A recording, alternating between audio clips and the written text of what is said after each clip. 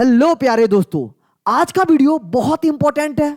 बहुत सारे बच्चों का मेरे पास डीएम आ रहे थे कि सर मेरा प्री बोर्ड अभी चल रहा है, मेरा प्री बोर्ड अच्छा नहीं गया। कुछ बच्चे का प्री बोर्ड हो चुका है, कुछ बच्चे का होने वाला होगा। लेकिन अगर अभी भी आपके अंदर ये डेडिकेशन है कि हम 95+ % बोर्ड में करना चाहते हैं तो यार आप कर सकते हो। मैं जेन्युइनली और ऑथेंटिक तरीका बताऊंगा कि कैसे आप अभी से बचे हुए जो 50-60 दिन है, मैं आपको मान के चलता हूं, मान लो 4-5 दिन आप इधर उधर भी टाइम मतलब आप अपना इन्वेस्ट करते हो, कहीं पर किसी का शादी हो गया बीच में या कभी तबियत खराब हो गया, उसके बावजूद भी आप 50 दिन जो होते हैं उसमें कैसे आप स्कोर कर सकोगे 95+, उसके बारे में इस वीडियो में डिस्कस करेंगे। तो आपसे गुजारिश है, चैनल पे नए आए हो तो चैनल को सब्सक्राइब कर लेंगे तो आपका फायदा होगा, क्योंकि ऐसे अमेजिंग कंटेंट आपको टाइम टाइम पर इसी चैनल पे मिलता रहेगा। अभी तक तो आपको पता चल ही गया होगा।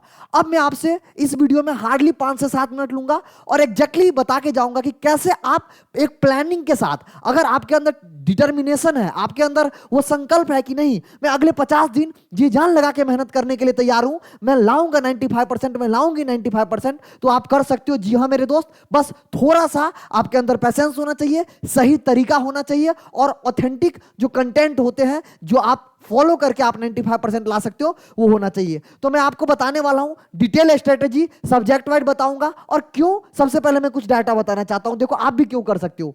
ये जो डाटा है ना मुन्ना, ये लास्ट 5 ईयर का डाटा है जो आपको पूरा दिखा रहा है कि 2019 में कोविड के टाइम के, मतलब उसी समय कोविड आया था, 2019 में 2.6% बच्चे जो थे वो 95+% स्कोर के थे 2019 में। वहीं अगर बात करूं 2020 में, जो कि बढ़ के मतलब 5.9% हुआ। 2021 में कोविड-19 चरम सीमा पे था, पेपर हेल्दी नहीं हुआ, इसकी वजह से कट ऑफ सडनली, मतलब बहुत सारे बच्चे बहुत भर भर के नंबर लाए थे तो यहां पर हाई परसेंटेज देखने को मिला था।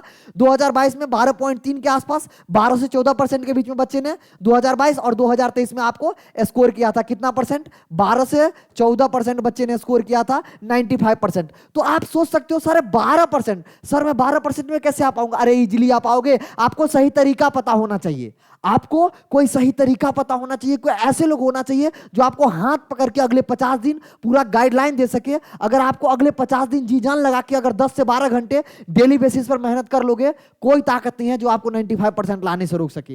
मैं पूरा स्ट्रेटेजी के साथ आया हूं, पूरा प्लान के साथ, और आज से नहीं पिछले 3-4 साल से बच्चों को गाइड कर रहा हूं कि कैसे आप अपना परसेंट को बहुत बेहतर कर सकते हो लास्ट के दिन में। कहते हैं ना, अंत भला तो सब भला। अभी तक क्या किया ये मैटर करता है, बट उससे ज्यादा मैटर करता है कि अब क्या करोगे। ठीक है, मैं आपको कुछ चीजें बताऊंगा, क्या क्या चीजें इंपॉर्टेंट है बोर्ड के लिए। सबसे पहले 50 दिन का सर प्लान बताओ कैसे क्या करना है। देखो, अगर ये साइंस वाले बच्चा के लिए कह रहा हूं, अगर तुम फिजिक्स केमिस्ट्री मैथमेटिक्स रखे हो, जेई का जो तैयारी करते हो, या फिर तुम फिजिक्स केमिस्ट्री और बायोलॉजी रखे हो, नीट वाले बच्चे या सीयूईटी वाले बच्चे या फिर बोर्ड वाले बच्चे, तुम कोई भी बच्चे हो, अगर तुम 12th में अपियर हो रहे हो तो चाहे तुम्हारा सब्जेक्ट कॉमर्स का हो चाहे आर्ट्स का हो, सबसे पहले क्या करो, आप अपने कोर सब्जेक्ट का ना, जो भी सब्जेक्ट कोर सब्जेक्ट है, जो आपके 5 सब्जेक्ट में कोर सब्जेक्ट होते हैं, उस सारे सब्जेक्ट का आप सिलेबस खत्म करो सबसे पहले। सर सिलेबस कैसे खत्म करें? यूट्यूब पे बहुत सारे, मैं पर्टिकुलर किसी का पेड प्रमोशन नहीं करने आया हूं।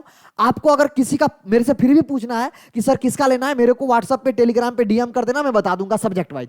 लेकिन बहुत सारे ऐसे टीचर्स हैं जो बोर्ड के लिए पूरा फिजिक्स, पूरा केमिस्ट्री, पूरा मैथमेटिक्स, पूरा आर्ट्स के लिए जितने भी सब्जेक्ट होते हैं, पूरा कॉमर्स के लिए सारा का सारा प्लेलिस्ट बना हुआ है। वहां से जाके, और ज्यादा लंबा नहीं, मैंने लिखा है कंप्लीट करना है आपको, कंप्लीट करना है आपको सिलेबस, बट ध्यान रखेंगे विद इन 30 डेज करना है। और वन शॉट देखना है, लेकिन शॉर्ट वन शॉट, मतलब कोई भी लेक्चर 2 घंटा 2.5 घंटा से ज्यादा का नहीं होना चाहिए। क्यों? क्योंकि हमको टू द पॉइंट करना है। ज्यादा डिटेल में जाएंगे 4 घंटा 5 घंटा का करने के चक्कर में कोई मतलब नहीं है। ठीक है, तो सबसे पहले 2-2.5 घंटा का हर एक चैप्टर का, जिस चैनल पे भी आपको लगे ऑथेंटिक, जिस भी टीचर पे आपको भरोसा हो, सबसे पहले अपना सिलेबस कंप्लीट कर दीजिए अगले 30 दिन में।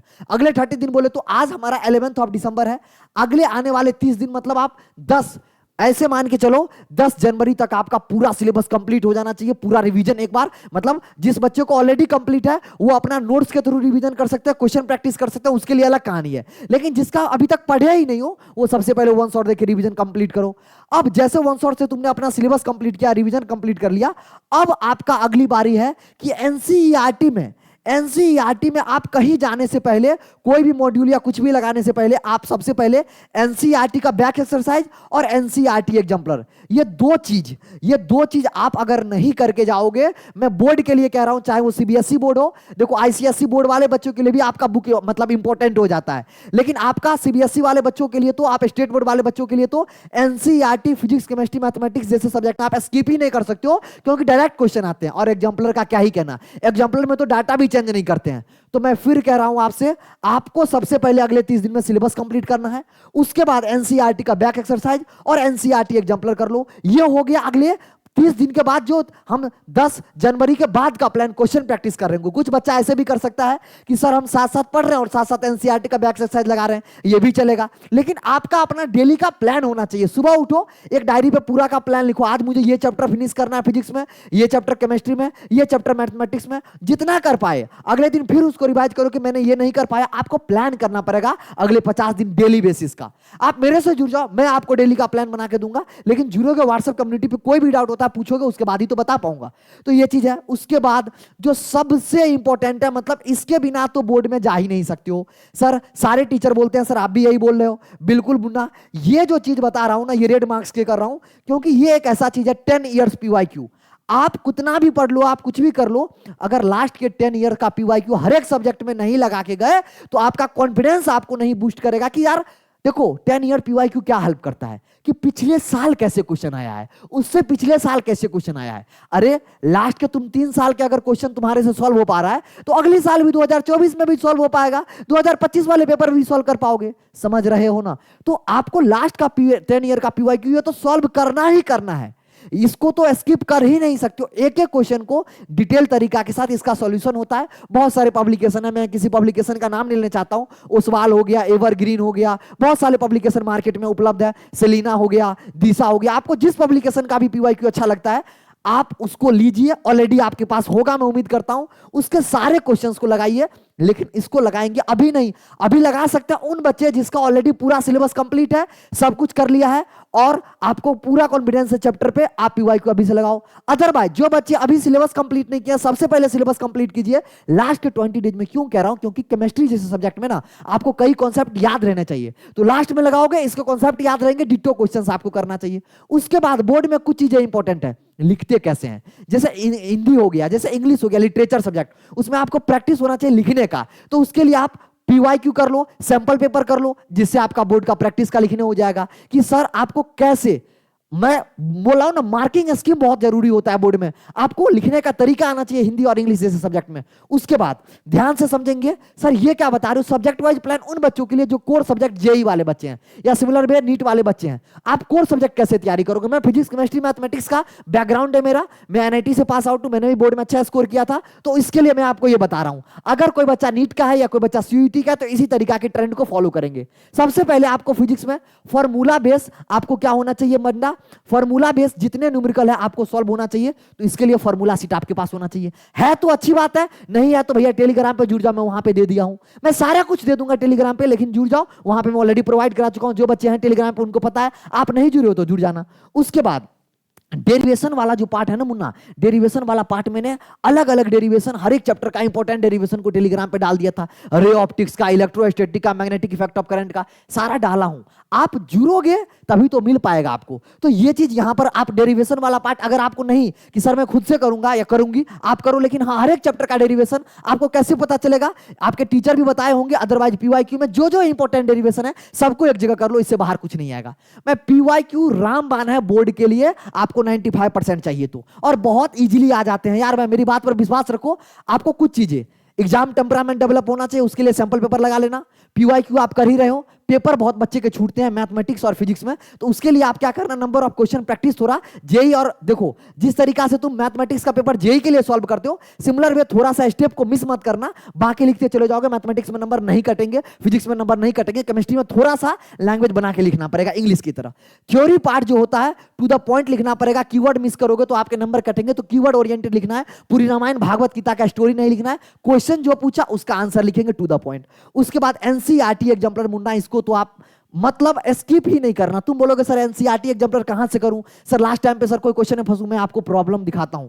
एनसीईआरटी एग्जाम्पलर के लिए अगर आपको अभी तक भी प्रॉब्लम है, ये क्या है, ये जीत शशि जिस चैनल पे तुम अभी वीडियो देख रहे हो, इस चैनल पे जाओगे प्लेलिस्ट में, इस चैनल पे जैसे मुन्ना तुम प्लेलिस्ट में जाओगे, यहां से प्लेलिस्ट में जाओगे तो आपको क्या दिखेगा, देखो आपको एनसीईआरटी एग्जाम्पलर 12th पूरा केमिस्ट्री का, यहां पर ना पूरी केमिस्ट्री को मैं क्या किया हूं, पूरी केमिस्ट्री को आपके लिए क्या किया हूं, देखो alcohol phenol ether, aldehyde ketone carboxylic acid, halo alkane hello arene, coordination compound, DNA block, chemical kinetics, पूरी केमिस्ट्री उसी तरीका से सर। और सब्जेक्ट है सर क्या, अरे मुन्ना कोई NCERT exemplar math class 12th, math के लिए देखो पूरा हर एक सब्जेक्ट आपको दिख जाएगा, कोई भी दिक्कत वाली बात नहीं है, हर एक सब्जेक्ट आपको दिख जाएगा। देखो एप्लीकेशन ऑफ डेरिवेटिव, डिटर्मिनेंट्स, तो आपको एक एक घंटे का वीडियो दिखेगा, एक घंटे का वीडियो को अगर 2x पे देखोगे तो 30 मिनट में आप पूरा एनसीईआरटी एग्जाम्पलर वीडियो सॉल्यूशन के साथ कंप्लीट कर रहे होगे। आप समझ रहे हो, आप समझ रहे हो कितना इंपॉर्टेंट ये चीज है, तो आप करोगे। देखो जैसे एल्डिहाइड, और ये लेक्चर क्या है, ये देखो ये 1 डे पहले, अभी ये 22 घंटा पहले, तो मैं डेली का डेली 15 दिसंबर से पहले पहले इस चैनल पे आपको पूरा क्लास 12th का पूरा फिजिक्स, पूरा केमिस्ट्री, पूरा मैथमेटिक्स का लेक्चर आपको उपलब्ध है एनसीईआरटी एग्जाम्पलर प्लेलिस्ट पे जाइए, वीडियो के डिस्क्रिप्शन में मैं लिंक दे दूंगा, सीधे क्लिक करके आप उसको देखिए। 30-30 मिनट में अगर चैप्टर का पूरा क्वेश्चन रिवीजन हो रहा है, पूरा चैप्टर रिवाइज हो रहा है थ्योरी के साथ, थ्योरी भी लिया हूं जो भी इंपॉर्टेंट चैप्टर का है। जैसे आप आगे बढ़ोगे कोई भी चैप्टर का आप देखोगे तो मैं पहले इसको क्या किया हूं, थ्योरी बताता हूं, फिर उसके बाद उससे रिलेटेड देखो आप क्वेश्चन है, जैसे इसको क्लिक करो, देखो नीचे इसका थ्योरी बता रहा हूं, फिर उसका ऊपर क्वेश्चन सॉल्व करा रहा हूं। तो बहुत डिटेल तरीका से 1 घंटे में कंसाइज के साथ, ऐसा यूट्यूब पे नहीं मिलेगा, आप जाके एक बार देखो भैया। तो बहुत इंपॉर्टेंट है, ये पूरा एग्जाम्पलर आपको इसी चैनल पे आपको मिल जाएगा। तो ये बात रहा जो मैंने आपको बताया कि कैसे करोगे, ठीक है। उसके अलावा subject wise physics chemistry, physical chemistry के लिए कॉन्सेप्चुअल क्वेश्चन आपको आना चाहिए, जो कि एनसीईआरटी एग्जाम्पलर में बहुत प्यारे प्यारे क्वेश्चन दिए हैं, डिट्टो आएंगे, मैं कह रहा हूं ना डिट्टो आएंगे। फॉर्मूला बेस्ड न्यूमेरिकल, इसका भी फॉर्मूला सीट आपके पास होना चाहिए, टेलीग्राम पे ज्वाइन कर लो, वहां दूंगा। इनऑर्गेनिक में each and every line of कौन 2 चैप्टर, मतलब डी एंड एफ ब्लॉक, उसके बाद 2 चैप्टर बोल रहा हूं कोऑर्डिनेशन कंपाउंड। इसका भैया एनसीईआरटी का लाइन बाय लाइन नोट्स आपके पास है तो ठीक, नहीं तो मेरे से जुड़ जाना, मैं आपको दे दूंगा NCERT line by line, already मैंने अपने टेलीग्राम पे डाला है। अगर फिर भी अगर आपको चाहिए तो आप जुड़ जाना, फिर से मैं रिसेंड कर दूंगा, बहुत इंपॉर्टेंट। उसके बाद पीवाईक्यू प्लस एनसीईआरटी एग्जाम्पलर, मैंने बोला ना पीवाईक्यू और एनसीईआरटी एग्जाम्पलर ऐसी चीज है ना, देखो एनसीईआरटी एग्जाम्पलर आपको कॉन्फिडेंस देगा अच्छे क्वेश्चन के लिए, और पीवाईक्यू से आपको ये आइडिया लगेगा कि पुराने साल में कैसे क्वेश्चन आए हैं। ऑर्गेनिक केमिस्ट्री एनसीईआरटी सफिशिएंट है, क्लास 12 का लाइन बाय लाइन पढ़ लेना, एग्जाम्पलर बिल्कुल एक भी क्वेश्चन मत छोड़ना, जो अभी आपको दिखाया वहां से कर लो। पीवाईक्यू का रिएजेंट सीट मैंने टेलीग्राम पे डाला, वहां से डाउनलोड कर लो। मैथमेटिक्स के लिए रिवाइज पहले each and every concept chapter, theory पहले रिवीजन करना मुन्ना, एनसीईआरटी का बैक एक्सरसाइज, एनसीईआरटी का बैक एक्सरसाइज प्लस एनसीईआरटी का एग्जाम्पलर फिर से कर लेना क्योंकि अच्छे क्वेश्चंस है। उसके बाद लास्ट 10 ईयर का पीवाईक्यू कर लो, फॉर्मूला रिवीजन सीट बना लो, इतना कर लो। और अगले 30 दिन का प्लान अगर डेली के बेसिस पे आप प्लान बना के करो, अगर फिर भी आप नहीं बना पा रहे हो मेरे को डीएम कर देना, मैं आपको बता दूंगा व्हाट्सएप पे कैसे करना है। बहुत सारे बच्चे डीएम पे मेरे से बात करके मतलब पूछते हैं, मैं खुद आंसर करता हूं। तो आप ये करो, अगर ये अगले से 50 दिन तुम किए, दुनिया का कोई ताकत नहीं है जो आपको 95%, 98% के रेंज में रुक जाए। सबसे इंपॉर्टेंट आपका क्या होना चाहिए, सबसे पहले क्या करो, आप सिलेबस कंप्लीट करो। क्या करो, सिलेबस कंप्लीट करो। एक बार आपका मुन्ना सिलेबस कंप्लीट हो गया, फिर उसके बाद क्या करो, एनसीईआरटी का back exercise plus NCERT exemplar करो। उसके बाद क्या करो, पीवाईक्यू करो। ये 3 चीज हो गया।